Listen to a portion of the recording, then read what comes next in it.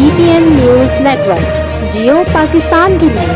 आज हम आपको दिखाते हैं टंडोला यार की नौजवान सियासी समाजी शख्सियत जनाब फैसल अमीन दर साहब, जिन्होंने टंडोला यार की आवाम के लिए बेलौस खिदमात अंजाम दी हैं। लॉकडाउन हो या रमज़ान का महीना हो, आवाम की खिदमात के साथ नौजवानों के लिए अपनी ज़रूरी ज़मीन पर लाखों रुपए खर्च करके क्रिकेट का मैदान बनाया। हर साल रमज़ान मुबारक में आज सिंध क्रिकेट टूर्नामेंट करवाते हैं। इसके अलावा घुड़सवारी मुकाबला भी करवाया जाता है, जिसमें पाकिस्तान भर से घुड़सवार शिरकत करते हैं। जीतने वालों में अनामात तकसीम किए जाते हैं। सियासत का स्टूडेंट लाइफ से शौक था। टंडोला यार की आवाम के लिए खिदमत का जज्बा रखते हैं। अस्सलाम वालेकुम नाज़रीन, हिन वक्त मौजूद आहियां असांजे प्रीम प्यारे दोस्त फैसल अमीन दर्स वटि। फैसल अमीन दर्स टंडोला जो नौजवान उभरंदड़ चेहरो आहे। सियासत जे हवाले सां चऊं, ज़मींदारी जे हवाले सां, घोड़नि जे शौक़ जे हवाले सां चऊं, फैसल अमीन दर्स जो हिन वक्त टंडोला यार में सुठो नालो आहे। सुठे ख़ानदान सां वास्तो रखे थो। चाचा अमीन दर्स जो फर्ज़ंद आहे वॾो, ऐं हिन वक्त सियासी समाजी वर्कर तौरु उभरंदड़ नओं चेहरो फैसल अमीन दर्स। अचो तव्हांजो तारीफ़ करायूं था फैसल दर्स सां।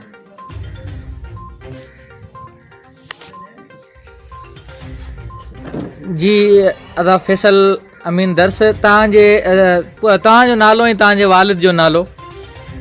अदा मुंहिंजो नालो Faisal Amin Dars, son of Mohammad Amin Dars late.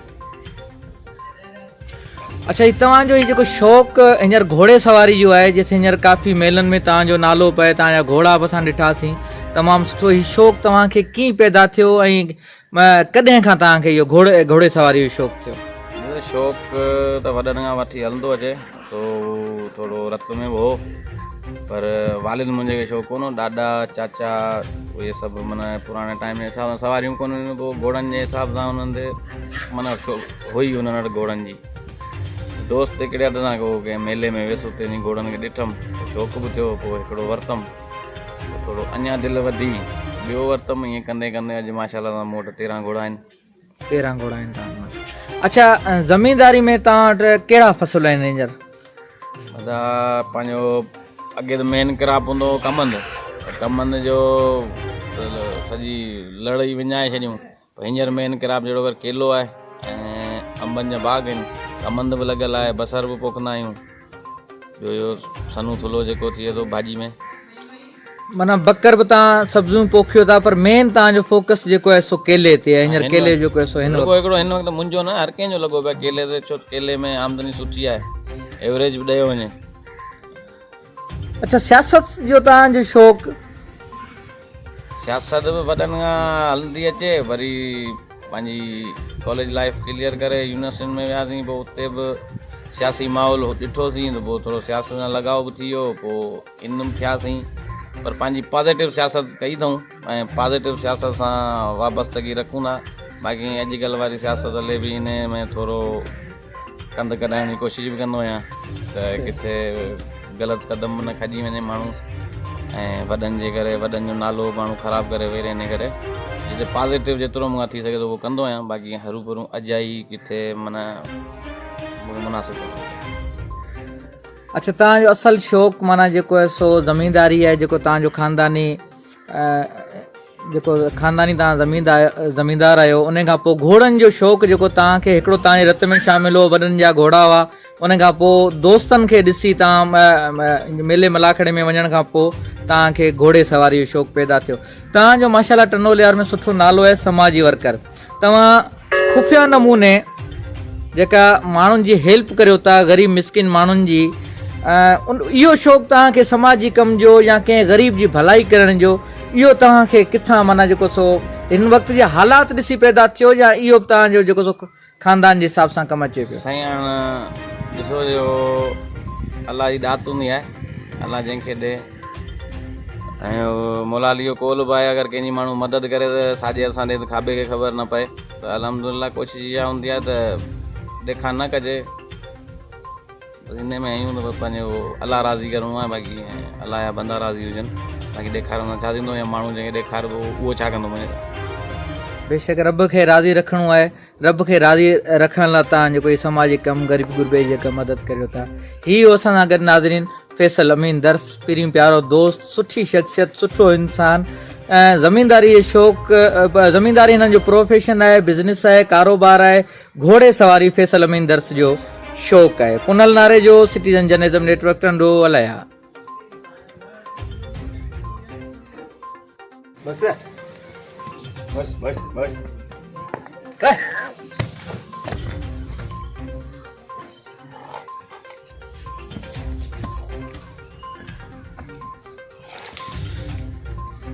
Faisal Amin Dars भाउ, तव्हां ॿुधायो हिन घोड़े जो नालो छा आहे?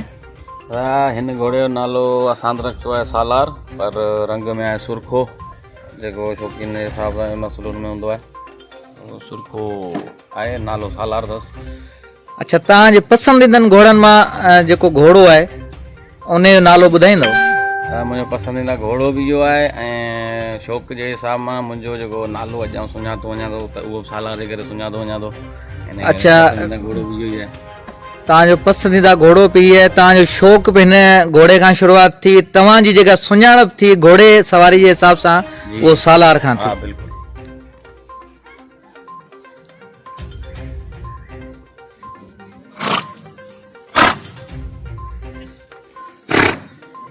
हींअर जे शौक़ जे हिसाब सां मुंहिंजे पंहिंजी सवारी लाइ हीअ आहे। हींअर वछेरो वरितोसीं, मिड़ी 6-8 महीना थिया अथसि, हींअर तक़रीबन 28-30 महीननि खनि जो आहे, ऐं बोर आहे 5 कल्याण। तो हिनखे नालो हिन जो रखियो अथऊं साकी, मुंहिंजो पंहिंजो ज़ाती सवारी जो आहे, इन ते शौक़ु हले पियो हींअर मुंहिंजो। अच्छा, मेलनि में हलाईंदा आहियो तव्हां घोड़ा? हिन ते पहिरीं मुंहिंजो घोड़ो साकी उहो मरी वियो, पोइ नई जॻह ते हीअ वरितमि, मिड़ी 7-8 मेला खनि मूं बि कया आहिनि। 7-8 मेला तव्हां हिन घोड़े ते कया आहिनि, जंहिंजो नालो साकी तव्हां रखियो आहे। माशाअल्लाह। अच्छा, ही घोड़ो नंढड़ो ॾिसण में अचे पियो, घणी उमिरि आहे हिन जी? हिन जी उमिरि तक़रीबन 4 महीना 4.5 महीना खनि आहे। तो इहो हींअर वरितो थोरो, घोड़ा बि थी विया आहिनि महांगा, सभु महांगा करे विया आहिनि, तो हिन करे मिड़ई मुंहिंजो इन फ्यूचर माशाअल्लाह कुझु। ही घणा महीननि जो आहे? ही तक़रीबन 4.5 महीना। 4.5 महीना। तव्हां घणे में आंदो आहे हींअर? ही भाउ मूंखे तक़रीबन महीनो खनि थियो आहे, मूं वरितो आहे ₹1,00,000 में। ₹1,00,000 में तव्हां हींअर वरितो आहे। जेॾीमहिल चढ़ी जेतिरो थींदो घणनि सालनि खां पोइ? चढ़ी इंशाल्लाह हिन कंदासीं 10-11 महीने में चढ़ंदासीं। 10-11 महीने में, ठीकु आहे। अच्छा, ही बि नंढो असांखे वछेरो ॾिसण में अचे पियो? हा, ही 18-19 महीननि जो आहे। अच्छा, ही 18-19 महीननि जो आहे? 18-19 महीने जो आहे। ऐं टोटल जेके बीठा आहिनि सभु बलोचिस्तानी आहिनि। टोटल बलोचिस्तान जी नस्ल आहे? बलोचिस्तान जी नस्ल आहे। ऐं हिन में सिंगल फुटर चवंदा आहिनि, ऐं इंग्लिश में पाण में चवंदा आहिनि चोबाज़। चोबाज़ चाल आहे हिननि जी।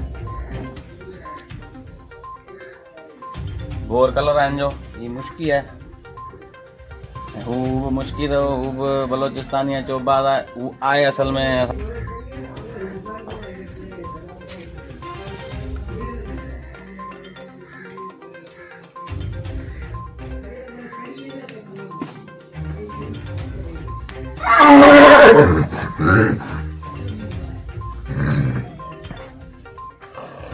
त फैसल भाई, हींअर तव्हां वटि घणा घोड़ा आहिनि हिन वक़्तु? भाउ मूं वटि हिते ॾिसो था तव्हां अॻियां आहिनि 6 ही बीठा आहिनि, 4 होॾां बीठा आहिनि, ऐं 3 घोड़ियूं खनि आहिनि। माना 13 हींअर तव्हां वटि घोड़ा मौजूदु आहिनि? अल्हम्दुलिल्लाह, माशाअल्लाह।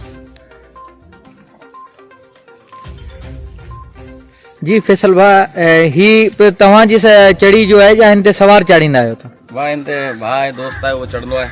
अच्छा, उमेद आहे, इहो बलोचिस्तानी, इहो चोबाज़ी आहे। अच्छा, तव्हां जेके हिते नस्ल आहिनि तक़रीबन बलोचिस्तान जो नस्ल आहे घोड़नि जो? हा, तक़रीबन बलोचिस्तान अॼुकल्ह तक़रीबन सभिनी हफ़्तनि वटि बलोचिस्तान जो आहे नस्ल तक़रीबन हले पियो। अच्छा, तव्हांजो शौक़ु कीअं थियो घोड़ेबाज़ी में? शौक़ु जो ईअं त वॾनि खां वठी घोड़ा ॾाढा वारनि बि रखिया हुआ, घोड़ियूं रखंदा हुआ पंहिंजी चढ़ी जे हिसाब सां। पोइ हींअर मेलनि में कंहिं हंधि में वियासीं त मिड़ई शौक़ु थी वियो, पोइ हिकिड़ो वरितोसीं, पोइ शौक़ु वधंदो वियो। हिकिड़ो शौक़ु लाइ वरितो, वॾनि जो शौक़ु जारी रखण लाइ, उन खां पोइ शौक़ु तव्हांजो वधी वियो। हींअर आस पास में को मेलो वेझो आहे जिथे तव्हां घोड़नि खे तयारु कयो आहे?